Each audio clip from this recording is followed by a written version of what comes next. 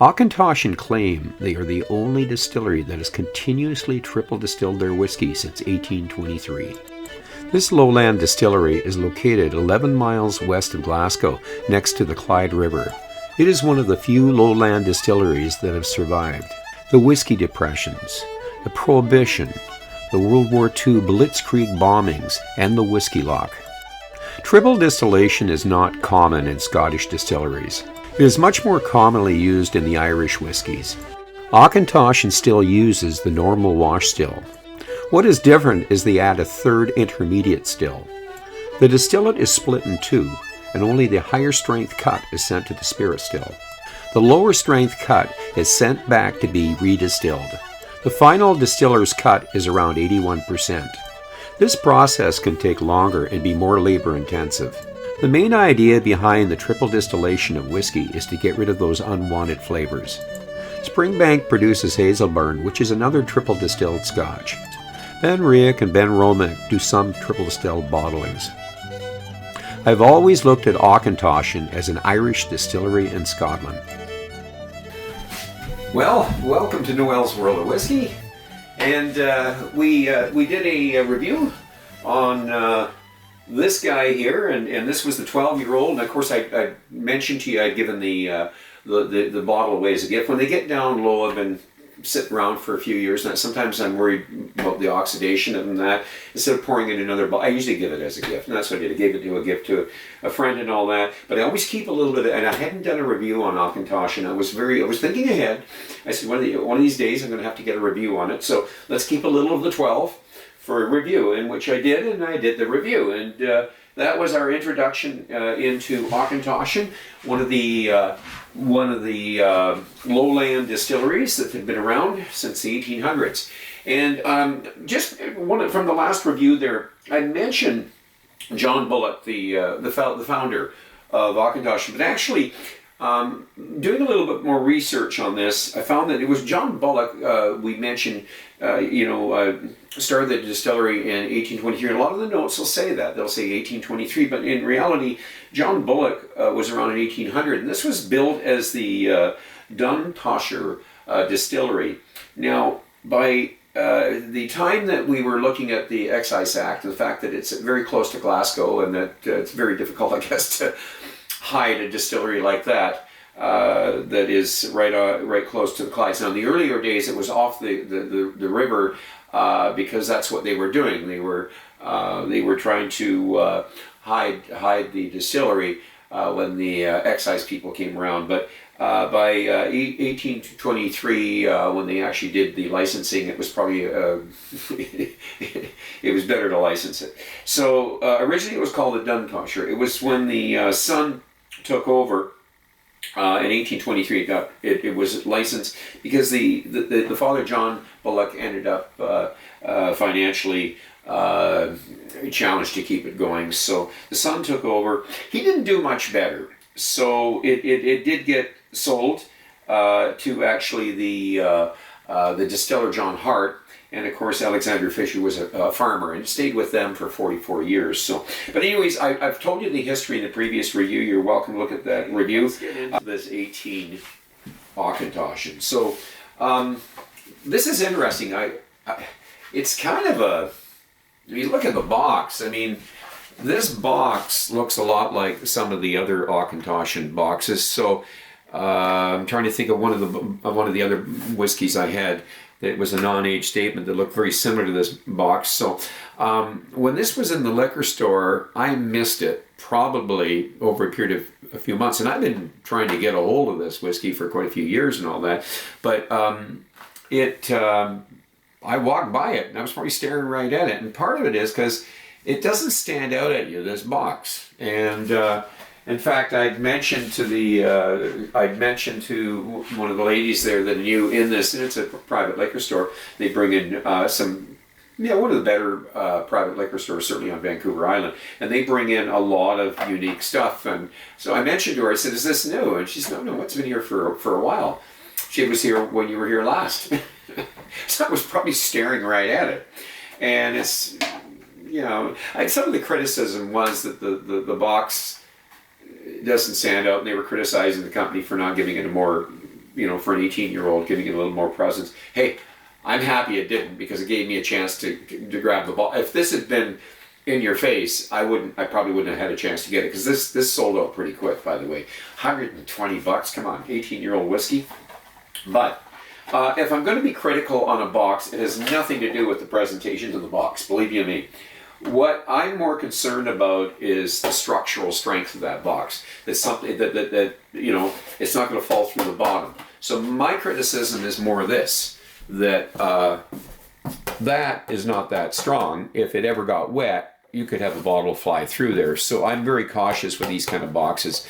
The money is definitely not tied up in the box, but then I'm looking at the price. Put a fancy box, the bottle in a fancy box, and we're going to see that $120 price go up. And in Canada, $120 for an 18-year-old whiskey, it's excellent. So we will leave that one alone. I've said my piece. And let's give this a, we got to look at the bottle. So there's the bottle. Again, looks a lot like a lot of the other bottles, the Auchentoshan bottles. It has that look, that style of bottle. We'll leave that one alone. You can do that research. But if there is coloring, it's not a huge amount of coloring. I'm like a lot of the other reviewers, I believe that they don't need to add coloring. Coloring is deceptive.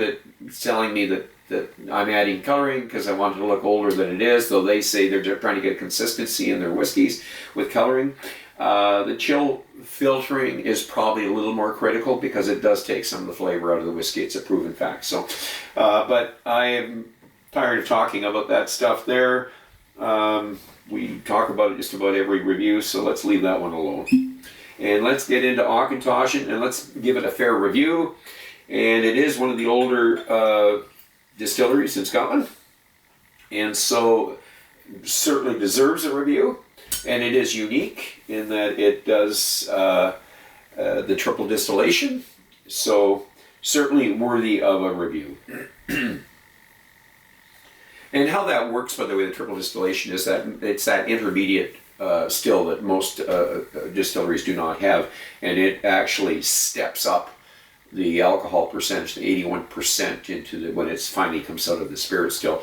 And it does take a lot of the, they call it the unwanted tastes, and it does, fusel oil and a lot of the stuff that maybe some people don't like tasting, the sharper tastes, I'm going to leave it at unwanted tastes in whiskey. So some people are critical of Auchentoshan being too light.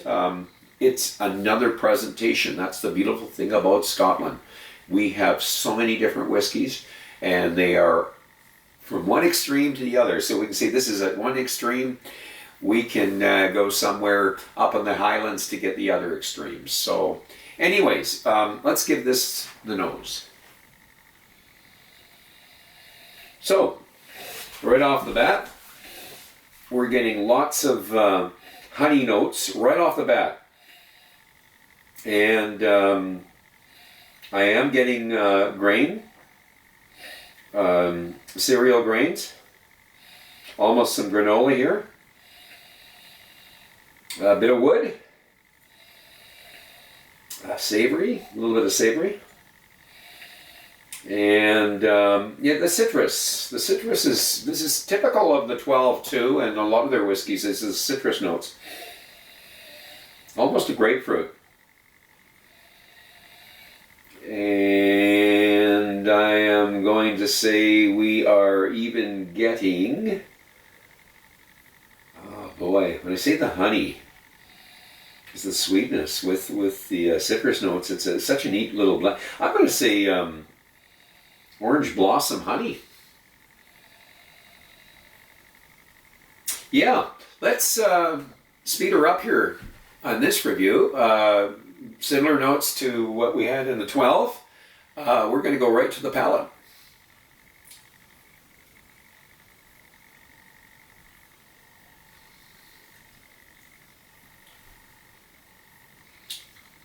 Wood, but not sharp. Honey. Oh boy, I think I nailed it with the the orange blossom honey. And I did mention the cereal notes. The malt is almost like that malted bread I talked about a while back in one of my reviews there. I got in Tasmania, malted barley loaf that I just delicious. I used to go to a bakery and pick that stuff. I loved it. You know, it was just throw some butter on. Getting a wee bit of the chocolate, but not dark chocolate. Yeah.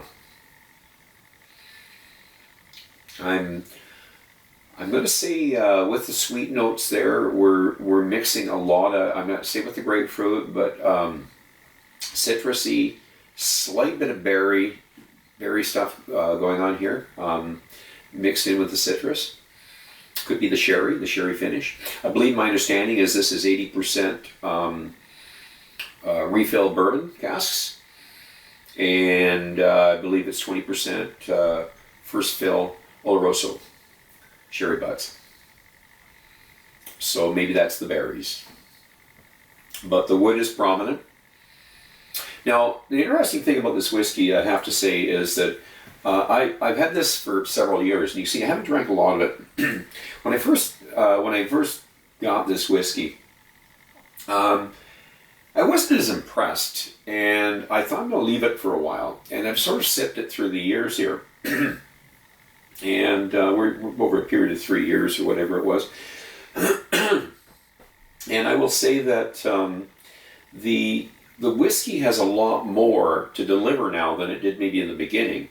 I'm definitely seem to be getting a lot more out of it. So some of the notes I'm getting here, like I mentioned, that orange blossom honey. I don't know if I got as much of that, and this is certainly something new to me. The cereal notes for sure. But I think it's important to let this one sit in the glass for a while. So what I had learned from drinking this over time is I'd have a small dram, and I'd let it sit, 20 minutes or so, before really sipping on it. And I sort of went through the stage of pouring as part of the presentation, but this one here, normally I don't just pour it out. I usually let it sit. I've had a lot better dram by letting it sit. So 10 minutes, 15, whatever.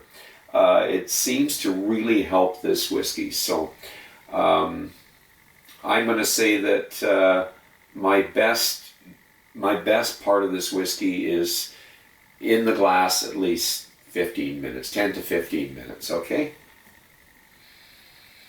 And it's opening up more in the nose now too. So now we talked about the cinnamon, and we're getting some richness to the nose here. I'm actually getting a wee bit of that sherry now. So things are opening up. Okay, let's give it another bit of palate there.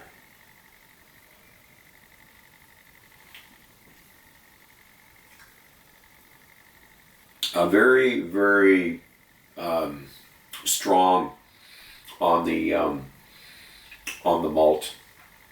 I mentioned that malted barley sweetness, and again the wood in the background, but very smooth, not sharp. That's the triple distillation process, and the 18 years, of course. Cinnamon, ginger. I'm going to say certainly the cooking spices, the baking spices. Mentioned a slight bit of savory. And the vanilla is sort of mixed in with the orange blossom honey notes. And I'm getting a little bit of a dryness. So we're going to go on with the finish right now. And something else I would want to do, just sort of give you see what we can do for legs here, because it is a 43. Maybe we got a little bit more body. I'd say it definitely has a little bit more body than the 12.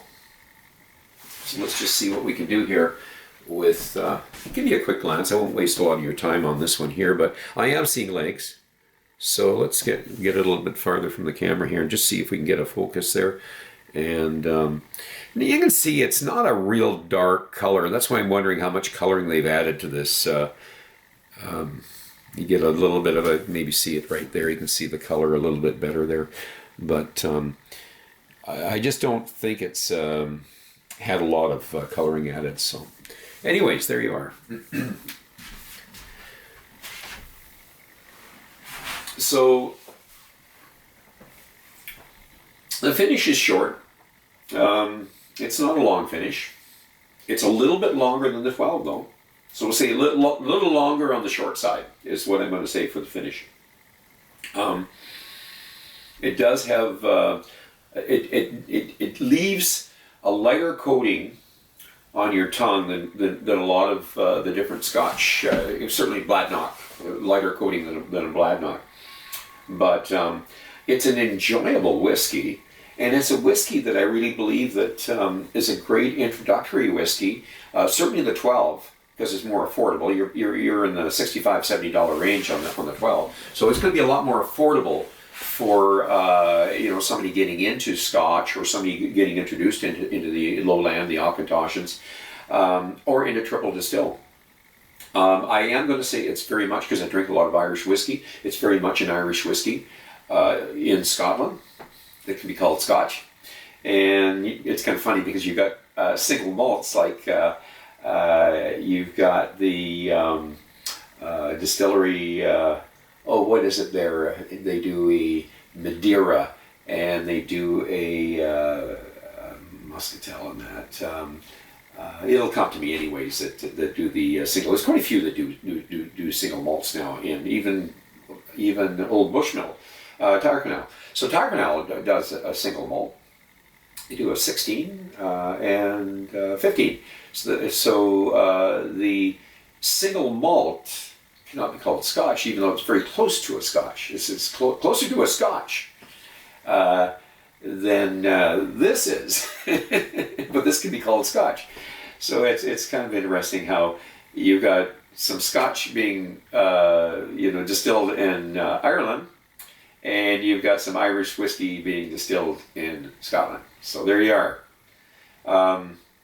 Overall, the 18, a decent whiskey. Again, like a sipper, it is not going to be a heavy hitter. I'm expecting this to be much more of a heavy hitter, this Auchentoshan here, but certainly a whiskey that can be appreciated by those that are just getting into Scotch. Someone like me, I appreciate it when I don't need a heavy hitter. I just want to sip, and I want something a little more delicate. That's what I love about Scotch. I've got, a whiskey like, you take this guy here. This is a 24-year-old, and this is an old Perth, 24-year-old. It is a cask strength. It can be very intense if you don't let it sit, but it's a great whiskey. And anyways, a little bit sidetracked there, back to Auchentoshan. I'm just giving you a contrast between those. Are two opposite ends of the spectrum, and I enjoy both of them. But this is one where it's just a light sipper. So if I was giving this a score, when I first opened up the bottle, not as impressive, but now it's been sitting for a while, and I am, just before I finish here, because it's been sitting in my hand for a little bit longer, I'm going to have another sip, and I'm going to actually get something different, because that's what's unique about this whiskey, is as you let it sit longer in the glass. It's 18 years old, so it was 1 minute for every year, but I mean, I'm going to say 10-15 minutes is going to be a huge difference in this. So I really feel this whiskey does open up a lot more. It delivers a lot more as we let it sit. So just before we get to the score, I'm going to have one last sip, okay? So long.